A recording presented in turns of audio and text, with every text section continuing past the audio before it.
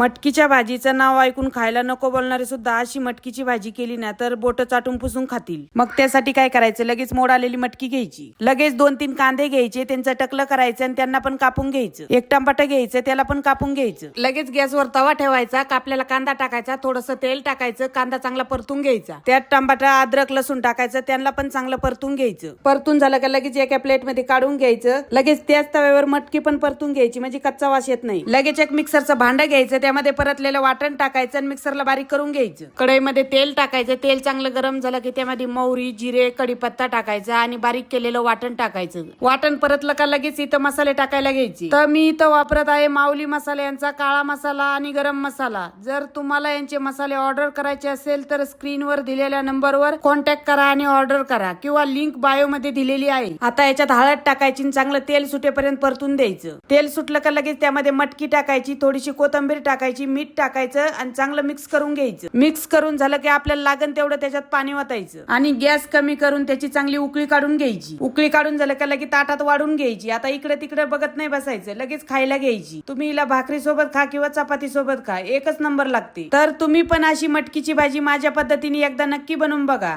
आणि कमेंट करून सांगा.